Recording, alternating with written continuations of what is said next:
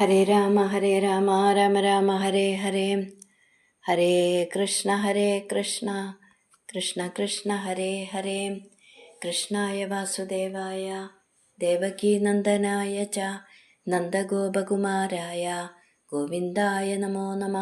എല്ലാ സജ്ജനങ്ങൾക്കും നമസ്കാരം. ഇന്ന് 71ാമത്തെ ദശകം നോക്കാം. കേശിവധവും വ്യോമാസുര വധവും. യത്നേഷു സർവേഷ്വഭിനാവകേശി കേശി സ ഭോജേശി ദുരിഷ്ടബന്ധു ത്വാം സിന്ധുജാവാപ്യ ഇതീവ മത്വാം സംപ്രാപ്തവാൻ സിന്ധുജവാജിരൂപാം. പദം മുറിച്ച് പറയാം. യത്നേഷു സർവേഷു അഭി നാവകേശി കേശി സ ഭോജേഷിതുഃ ഇഷ്ടബന്ധുഃ ത്വാം സിന്ധുജാവാപ്യ ഇതീവ മത്വാം സംപ്രാപ്തവാൻ സിന്ധുജ വാജിരൂപഃ. സർവേഷു അഭിയത്നേഷു എല്ലാ പ്രവൃത്തികളിലും ഫലസിദ്ധി കൈവരിക്കുന്നവനും, യത്നേഷു നാവകേശി ബലസിദ്ധി കൈവരിക്കുന്നവനും, ഭോജേഷിതുഹു ഇഷ്ടബന്ധു ഭോജേഷിതുഹു കംസന്റെ ഇഷ്ടബന്ധുവുമായ സ കേശി പ്രസിദ്ധനായ ആ കേശി എന്ന അസുരൻ സിന്ധുജ അവാപ്യ സിന്ധുവിൽ ജനിച്ചവർക്ക് ഇതി മത്വ ഇവ എന്ന് പറയുമ്പോൾ സിന്ധുവിൽ ജനിച്ചവർക്ക് അവിടുത്തെ പ്രാപിക്കാൻ എളുപ്പമാണ്. ഇതി മത്വ സിന്ധുജ അവാപ്യ സിന്ധുവിൽ ജനിച്ചവർക്ക് അവാപ്യ പ്രാപിക്കാൻ എളുപ്പമാണ്. ഇതി മത്വ എന്ന് ചിന്തിച്ചിട്ട് വിചാരിച്ചിട്ടാണോ എന്നതുപോലെ സിന്ധുവിൽ ജനിച്ചവർക്ക് അവിടുത്തെ പ്രാപിക്കാൻ എളുപ്പമുണ്ട് എന്ന് വിചാരിച്ചിട്ടാണോ സിന്ധുജവാജിരൂപഹാത്വം സിന്ധുദേശത്ത് ജനിച്ച കുതിരയുടെ രൂപത്തോടു കൂടിയിട്ട് ത്വാം സംപ്രാപ്തവാൻ അങ്ങയെ പ്രാപിച്ചു, അങ്ങയുടെ അടുത്തേക്ക് വന്നു ചേർന്നു. അപ്പോൾ ഇവിടെ ചെയ്യുന്ന പ്രവൃത്തികളിലെല്ലാം ഉദ്ദേശിച്ച ഫലത്തെ തന്നെ കൈവരിക്കുന്ന കംസന്റെ ഉറ്റ സുഹൃത്ത് എന്ന് പ്രസിദ്ധനായ കേശി എന്ന അസുരൻ സിന്ധുജ അവാപ്യ സിന്ധുവിൽ ജനിച്ചവർക്ക്, സമുദ്രത്തിൽ ജനിച്ചവർക്ക് ദേവിയെ പോലെ ഭഗവാനെ എളുപ്പത്തിൽ പ്രാപിക്കാൻ കഴിയും എന്ന് പറയുമ്പോൾ തതശ്ചാവിരഭൂ സാക്ഷാത് രമാ ഭഗവത് പര രഞ്ജയന്തി ദിശക്കാന്ത്യ വിദ്യുത് സൗദാമിനി യഥ. ഭാഗവതം. ആ മഹാസമുദ്രത്തിൽ നിന്ന് ഭഗവാനിൽ താല്പര്യമുള്ളവളായ ലക്ഷ്മി ദേവി ആവിർഭവിച്ചു. അഷ്ടമസ്കന്ധം. അപ്പം അങ്ങനെ ആ ലക്ഷ്മി ദേവിയെ പോലെ, സമുദ്രത്തിൽ നിന്നും ജനിച്ച ലക്ഷ്മി ദേവിയെ പോലെ അങ്ങയെ എളുപ്പത്തിൽ പ്രാപിക്കാം എന്ന് വിചാരിച്ചിട്ടാണോ എന്നറിയില്ല. സിന്ധുജ വാജിരൂപം സിന്ധുദേശത്ത് ജനിച്ച കുതിരയുടെ വേഷത്തിൽ ഗുരുവായൂരപ്പ അങ്ങയുടെ അടുത്തെത്തി. ഇനി 2ാമത്തെ ശ്ലോകം. ഗന്ധർവദാമേഷ ഗതോഭിരൂക്ഷൈർനാദൈ സമുദ്വേജിത സർവലോക ഭവദ്വിലോകാവധി ഗോപവാടീം പ്രമർദ്യ പാപഃ പുനരാപദത്വാം. പദമുറിച്ച് പറയാം. സർവദാം ഏഷ ഗതഃ അഭിഗതോഭി രൂക്ഷൈഃ നാദൈഃ സമുദ്വേജിത സർവലോകഃ ഭവദ്വിലോകാവധി ഗോപവാടീം പ്രമർദ്യ പാപഃ പുനരാപതത് ത്വം. ഏഷ പാപഃ ആ ദുഷ്ടൻ ഗന്ധർവതാം ഗതഃ അഭി ഗന്ധർവനായി തീർന്നിട്ടുണ്ടെങ്കിലും രൂക്ഷൈഹി നാദൈഹി കർണകഠോരങ്ങളായ ശബ്ദങ്ങളെ കൊണ്ട് സമുദ്വേജിത സർവലോക സർവജനങ്ങളിലും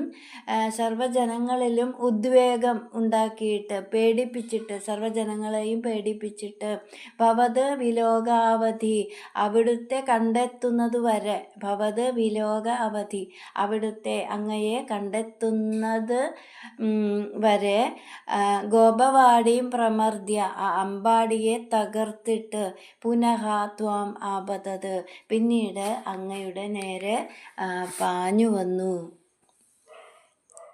ദുഷ്ടനായ ആ കേശി ഗന്ധർവതാം ഗതഃ അഭി ഗന്ധർവനായി തീർന്നിട്ടുണ്ടെങ്കിലും എന്ന് പറയുമ്പോൾ ഗന്ധർവ ശബ്ദത്തിന് രണ്ടർത്ഥമുണ്ട്. ഒന്ന് ദേവന്മാരുടെ ഒരു വിഭാഗം ഗന്ധർവൻ, കുതിര എന്ന് വേറൊരർത്ഥം. അപ്പോൾ കേശി എന്ന അസുരൻ ഇപ്പോൾ കുതിരയുടെ വേഷം ധരിച്ചിട്ടുണ്ടെങ്കിലും ശബ്ദം ഗന്ധർവന്മാരുടേതുപോലെയല്ല. ഗന്ധർവന്മാർ മധുരമായിട്ട് പാടുന്നവരാണ്. ഇവിടെ കേശിയുടെ ശബ്ദം കർണകഠോരമാണ്. അപ്പം അങ്ങനെ ഇവിടെ മേൽപ്പത്തൂർ പറയാണ്, ആ ദുഷ്ടൻ ഗന്ധർവനായി തീർന്നിട്ടുണ്ടെങ്കിലും കർണകഠോരമായ ശബ്ദം കൊണ്ട് സർവജനങ്ങളെയും ഭയപ്പെടുത്തിയിട്ട് അങ്ങയെ കണ്ടെത്തുന്നതുവരെ അമ്പാടിയെ തകർത്ത് എന്ന് പറയുമ്പോൾ കൃഷ്ണൻ അരിഷ്ടാസുരനെ വധിച്ച് കുറച്ച് ദിവസം കഴിഞ്ഞപ്പോൾ ഒരു ദിവസം നാരദ മഹർഷി കംസൻ്റെ അടുത്ത് വന്ന് പറഞ്ഞു, കംസ ദേവകി 8ാമത് പ്രസവിച്ചത് പെൺകുട്ടിയൊന്നുമല്ല, ആൺകുട്ടിയെയാണ്. അത് പുത്രൻ തന്നെയാണ്. നിന്നെ പേടിച്ചിട്ട് അവർ ദേവകിയുടെ ആൺകുഞ്ഞിനെ യശോദയുടെ അടുത്ത് കൊണ്ടുപോയി കിടത്തിയിട്ട് യശോദയുടെ പെൺകുഞ്ഞിനെ ഇവിടെ കൊണ്ടുവന്ന് കിടത്തിയതാ കംസ. അവർ കുട്ടികളെ അങ്ങോട്ടും ഇങ്ങോട്ടും മാറ്റി കിടത്തിയതാ. ഇനിയിപ്പോൾ രോഹിണിയുടെ പുത്രൻ എന്ന് പറയുന്ന ആ ബലരാമനുണ്ടല്ലോ, ആ ബലരാമൻ ദേവകിയുടെ 7ാമത്തെ പുത്രനാണ്. അപ്പോൾ അവർ രണ്ടുപേരും ആ രാമകൃഷ്ണന്മാർ ഇപ്പോൾ നന്ദഗോകുലത്തിൽ വളരുന്നുണ്ട്. അപ്പം ഇങ്ങനെയൊക്കെ പറഞ്ഞപ്പോൾ ഇതറിഞ്ഞ കംസൻ കൃഷ്ണനെ വധിക്കാനായിട്ട് കേശിയെ വിളിച്ച് നന്ദഗോകുലത്തിലേക്ക് പറഞ്ഞു വിടാണ്. അപ്പോൾ മേൽപ്പത്തൂർ പറയാണ്, ഗുരുവായൂരപ്പ അങ്ങനെ അമ്പാടിയിലെത്തിയ ആ കേശി അങ്ങയുടെ നേരെ പാഞ്ഞു വന്നു. ഇനി 3ാമത്തെ ശ്ലോകം.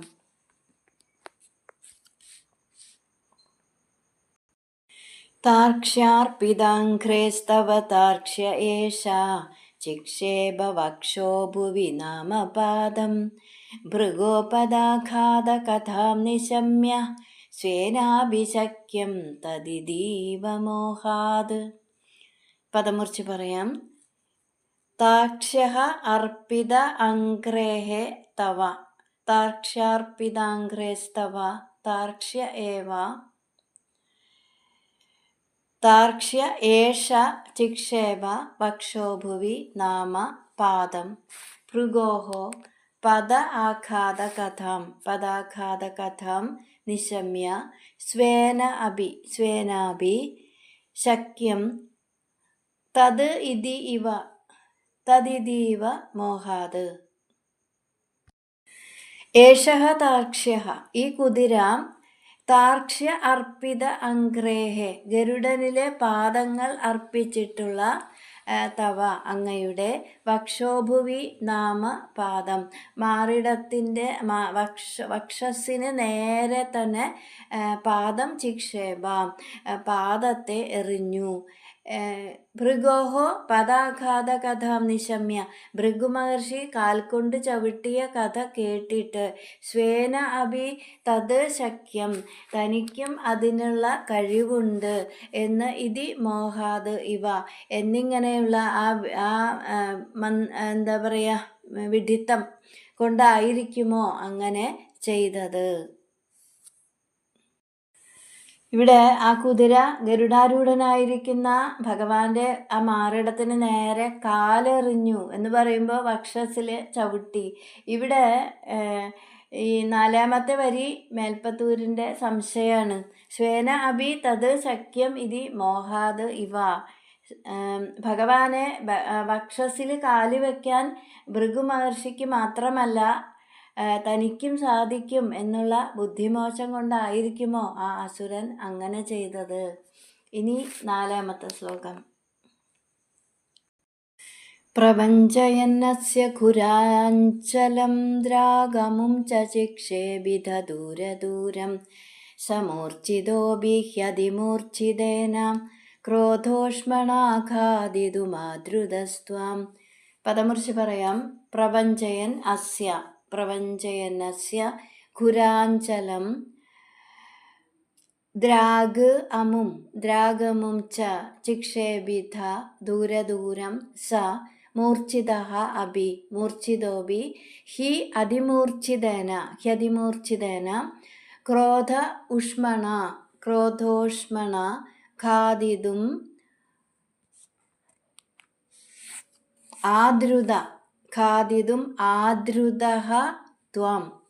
ആദ്രുതസ്ത്വം. അസ്യ ആ കുതിരയുടെ ഖുരാഞ്ചലം ആ കുളമ്പടി ഏൽക്കാതെ പ്രപഞ്ചയൻ ഒഴിഞ്ഞുമാറി ദ്രാഗ് വേഗത്തിലെ അവനെ ആ കുതിരയെ ദൂരം ചിക്ഷേപിത വളരെ ദൂരത്തേക്ക് ചിക്ഷേപിത ച എറിയുകയും ചെയ്തു.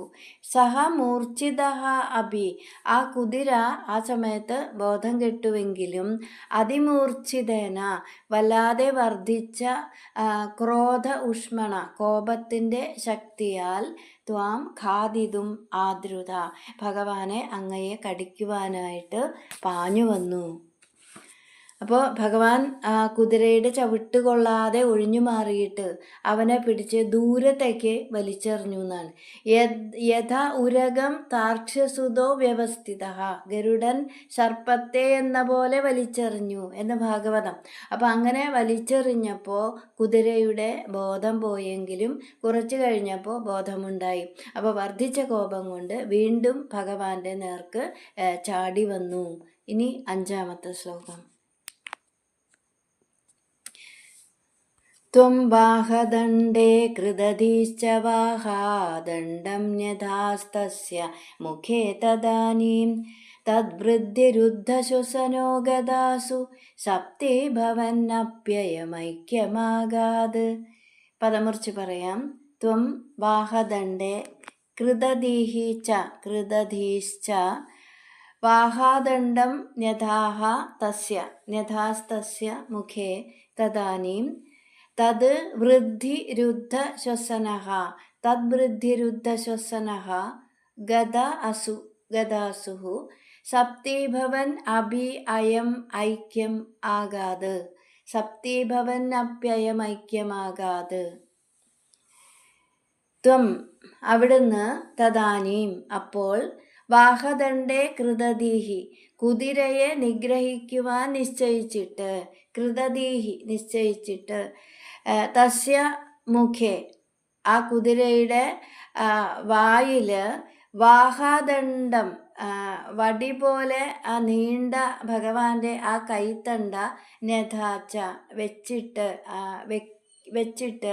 തത് വൃദ്ധി രുദ്ധശ്വസന വൃദ്ധി എന്ന് പറയുമ്പോൾ ആ കൈ വളർന്ന് വൃദ്ധിച്ച വളരുക ആ കൈ അങ്ങനെ വളർന്ന് ശ്വാസം തടഞ്ഞിട്ട് ഗദ അസു പ്രാണൻ പോയ അയം ആ കേശി സപ്തീഭവൻ അഭി ഐക്യം ആകാതെ കുതിരയായിട്ടാണ് വന്നതെങ്കിലും ഭവ അങ്ങയുടെ ഐക്യത്തെ എന്ന് പറയുമ്പോൾ മോക്ഷത്തെ ആകാതെ പ്രാപിച്ചു. അപ്പോൾ വർദ്ധിച്ച കോപം കൊണ്ട് വീണ്ടും ഭഗവാന്റെ അടുത്തേക്ക് അങ്ങനെ ഭഗവാന്റെ നേർക്ക് ചാടി വരുന്ന ആ അസുരനെ കണ്ടപ്പോൾ ഭഗവാൻ കുതിരയെ വധിക്കാൻ നിശ്ചയിച്ചിട്ട് അതിൻ്റെ വായിൽ കൈ കടത്തി ആ കൈയെ പതുക്കെ അപ്പോൾ വലുതാവാൻ തുടങ്ങി. അപ്പോൾ ഭഗവാന്റെ കൈ വളർന്നു തുടങ്ങിയപ്പോൾ പ്രാണവായുവിന് സഞ്ചരിക്കാൻ മാർഗമില്ലാതെയായി. അവൻ പ്രാണപരാക്രമം കൊണ്ട് കൈകാലിട്ട് അടിക്കാൻ തുടങ്ങി. കണ്ണുകൾ വട്ടം ചുറ്റി തുടങ്ങി. അങ്ങനെ പ്രാണൻ നിലച്ച് ഭൂമിയിൽ വീണു. ഇവിടെ മേൽപ്പത്തൂർ പറയാണ്, കുതിരയുടെ രൂപത്തിലാണ് വന്നതെങ്കിലും സപ്തീഭവനഭി ഐക്യം ആകാതെ ആ അസുരനും മോക്ഷം കിട്ടി. ഇവിടെ സപ്തീഭവൻ അഭി ഐക്യം ആകാതെ എന്ന് പറയുമ്പോൾ, ഐക്യം ആകാതെ എന്ന് പറയുമ്പോൾ 7 തീർന്നവൻ 1 തീർന്നു എന്ന് പറയുമ്പോൾ, സപ്തി എന്നാൽ കുതിര എന്നും അർത്ഥമുണ്ട്. നുകത്തിൽ കെട്ടുന്നത് കുതിര. അപ്പോൾ സപ്തീഭവൻ കുതിരയായി വന്നിട്ട് ഐക്യം ആകാതെ 1 തീർന്നു, ഭഗവാനുമായിട്ട് ഐക്യം പ്രാപിച്ചു. അപ്പോൾ കുതിരയായി വന്ന അസുരൻ മോക്ഷം പ്രാപിച്ചു എന്ന് അർത്ഥം. അപ്പോൾ ഇവിടെ ഏത് രൂപത്തിൽ വന്നാലും കൃഷ്ണാവതാരത്തിൽ മോക്ഷം കൊടുക്കുന്നതാണ്. അപ്പോൾ ഇതെല്ലാം മേൽപ്പത്തൂരിൻ്റെ നർമ്മഭാവനയാണ്. ഇനി 6ാമത്തെ ശ്ലോകം. ആലംഭമാത്രേണ പശോസുരാണാം പ്രസാദകേ നൂത്ന ഇവാശ്വമേധേ കൃതേ ത്വയാ ഹർഷവശാദ് സുരേന്ദ്രാസ്ത്വാം തുഷ്ടുവു കേശവ നാമധേയം. പദമുറിച്ച് പറയാം. ആലംഭമാത്രേണ പശോഹോ സുരാണാം പ്രസാദകേ നൂത്ന ഇവ അശ്വമേധേ ഇവാശ്വമേധേ കൃതേ ത്വയാ ഹർഷവശാദ് സുരേന്ദ്രാസ്ത്വാം തുഷ്ടുവുഹു കേശവ നാമധേയം. പശോഹോ മൃഗത്തെ ആലംഭമാത്രേണ വധിക്കുക മാത്രം ചെയ്തിട്ട് സുരാണാം പ്രസാദകെ ദേവന്മാരെ സന്തോഷിപ്പിക്കുന്ന നൂത്നെ ഇവ അശ്വമേധെ പുതിയ തരം അശ്വമേധയാഗം ത്വയാ കൃതേ അങ്ങ് ചെയ്തപ്പോൾ ഹർഷവശാദ് സുരേന്ദ്രാഹ അത്യധികം സന്തോഷിച്ച ദേവന്മാരെ കേശവ നാമധേയം കേശിയെ വധിച്ചതുകൊണ്ട് കേശവൻ എന്ന ആ പേര് കിട്ടിയ പേര് വന്ന കേശിയെ വധിച്ചതുകൊണ്ട് കേശവൻ എന്ന് പേര് വന്ന ത്വാം അങ്ങയെ തുഷ്ടുവുഹു സ്തുതിച്ചു. അപ്പോൾ കേശിവധത്തെക്കുറിച്ച് മേൽപ്പത്തൂര് ഒന്നുകൂടെ ഇവിടെ വിശദീകരിക്കുകയാണ് ഈ ശ്ലോകത്തിൽ. സാധാരണ അശ്വമേധയാഗം എന്ന് പറയുന്നത് അശ്വത്തെ വധിക്കൽ മാത്രമല്ല, വേറെ പല കർമ്മങ്ങളും ചെയ്യേണ്ടതായിട്ടുണ്ട്. അപ്പം മാത്രമാണ് അശ്വമേധയാഗം കൊണ്ട് ദേവന്മാർ സന്തോഷിക്കുന്നത്. എന്നാൽ ഭഗവാൻ ഇവിടെ കുതിരയെ വധിക്കുക മാത്രമാണ് ചെയ്തത്, വേറെ ഒന്നും ചെയ്തില്ല. എന്നിട്ടും ദേവന്മാർക്ക് വലിയ സന്തോഷമായി എന്നാണ്. അപ്പോൾ അങ്ങനെ ആ ദേവന്മാർ കേശിയെ വധിച്ചതുകൊണ്ട് കേശവൻ എന്ന നാമത്തിൽ ഭഗവാനെ സ്തുതിച്ചു. അങ്ങനെ കേശിയെ വധിച്ചതിലൂടെ ഭഗവാൻ പതിവിൽ നിന്നും വ്യത്യസ്തമായ ഒരു അശ്വമേധയാഗം നടത്തി എന്ന് ഇവിടെ മേൽപ്പത്തൂര് പറയുകയാണ്. ഇനി 7ാമത്തെ ശ്ലോകം. കംസായത്തെ ശൗരി സുതത്വമുക്ത്വാ തം തദ്വധോത്കം പ്രതിരുധ്യ വാചാ പ്രാപ്തേന കേശിക്ഷപണാവസാനെ ശ്രീനാരദേന ത്വമഭിഷ്ടുതോ ഭൂഹു. പദമുറിച്ച് പറയാം. കംസായ തേ ശൗരിസുതത്വം ഉക്ത്വാ തം തത്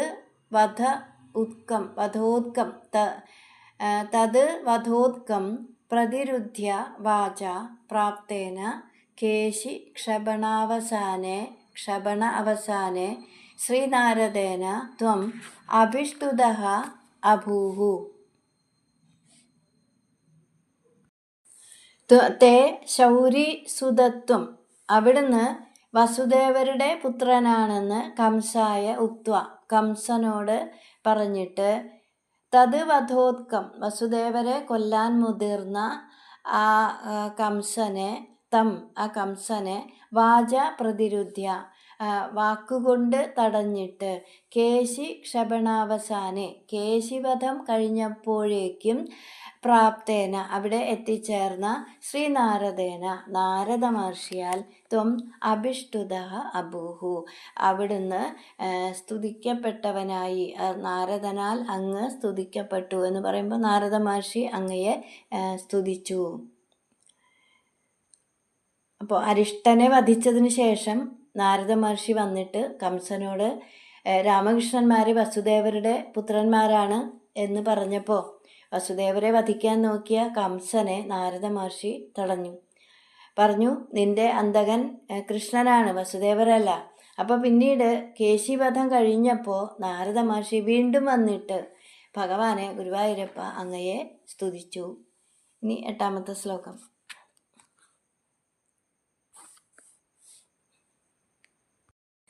കഥാപി ഗോപൈ സഹ കാനനാന്തേ നിലായന ക്രീഡനലോലുപം ത്വാം മയാത്മജ പ്രാപ ദുരന്തമായോ വ്യോമാഭിതോ വ്യോമചരോപരോധി. പദമുറിച്ച് പറയാം. കഥാപി ഗോപൈഹി സഹ കാനനാന്തേ നിലായന ക്രീഡന ലോലുപം ത്വാം മയാത്മജഃ പ്രാപ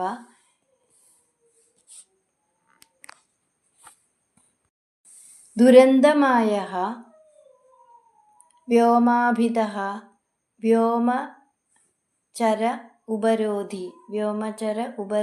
വ്യോമചരോപരോധി. കഥാപി ദുരന്തമായഃ, ഒരിക്കല്, കഥാപി ഒരിക്കല്, ദുരന്തമായഃ വലിയ മായാവിയും, അതുപോലെ മയ ആത്മജഃ മയൻ്റെ പുത്രനുമായ, വ്യോമാഭിതഃ വ്യോമൻ എന്ന അസുരൻ, വ്യോമചരോപരോധി വ്യോമാഭിതഃ വ്യോമൻ എന്നു പേരുള്ള വ്യോമചരോപരോധി ദേവശത്രു അസുരൻ, ഗോപൈഹി സഹ കാനനാന്തേ ഗോപന്മാരോടുകൂടി കാട്ടില് നിലായന ക്രീഡന ലോലുപം ഒളിച്ചു കളിക്കുന്നതിൽ തൽപരനായ അങ്ങയുടെ അടുക്കല്, ത്വാം അങ്ങയെ പ്രാപിച്ചു, അങ്ങയുടെ അടുത്ത് വന്നു ചേർന്നു. അപ്പോൾ ഒരിക്കല് വലിയ മായാവിയും മയൻ്റെ പുത്രനുമായ വ്യോമൻ എന്ന അസുരൻ ഗോപന്മാരുമായിട്ട് കാട്ടിൽ ഒളിച്ചു കളിക്കുന്ന അങ്ങയുടെ അടുത്ത് എത്തിച്ചേർന്നു. ഇനി 9ാമത്തെ ശ്ലോകം. സചോരപാലായിത വല്ലവേഷു ചോരായിതോ ഗോപശിശൂൻ പശൂംശ്ച ഗുഹാസു കൃത്വാ പിദധേ ശിലാഭിസ്ത്വയാ ച ബുദ്ധ്വാ പരിമർദ്ദിതോഭൂത്. പദമുറിച്ച് പറയാം. സ ചോരപാലായിത വല്ലവേഷു ചോരായിതഃ ഗോപശിശൂൻ പശൂൻ ച ഗുഹാസു കൃത്വാ പിദധേ ശിലാഭിഃ ത്വയാ ച ബുദ്ധ്വാ പരിമർദ്ദിതഃ അഭൂത്.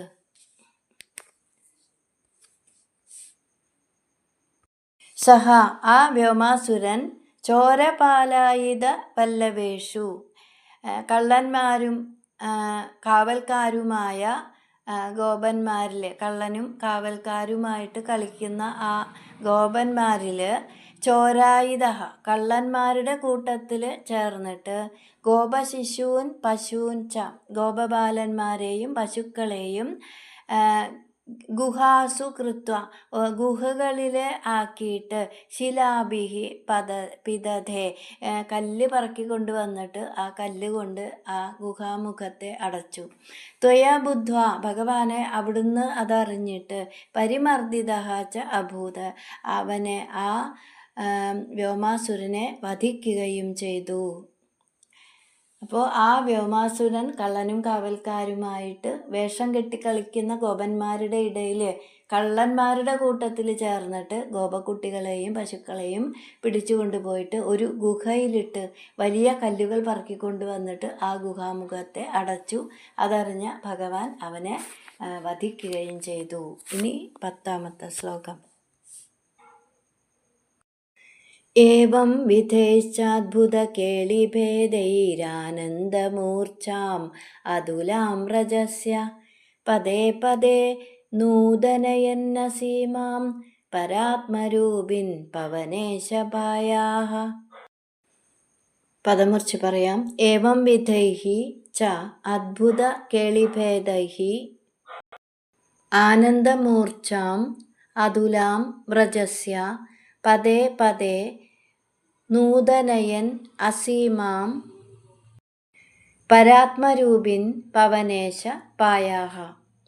ഏവം വിധൈഹി ച, ഇപ്രകാരം ഈ വിധത്തിലുള്ള അദ്ഭുത കേളിഭേദൈഹി, അത്ഭുതകരങ്ങളായ പല കേളിഭേദൈഹി ലീലാവിശേഷങ്ങളെ കൊണ്ടും വ്രജസ്യ അതുലാം അസീമാം, അമ്പാടിക്ക് എതിരും അതിരുമില്ലാത്ത ആനന്ദമൂർച്ഛാം, സന്തോഷാതിശയത്തെ പതേ പതേ നൂതനയൻ, അടിക്കടി പുതുക്കിക്കൊണ്ടിരിക്കുന്ന പരാത്മരൂപിൻ, പരമാത്മസ്വരൂപനായ പവനേശ ഗുരുവായൂരപ്പ പായാഹ, എന്നെ രക്ഷിക്കണേ.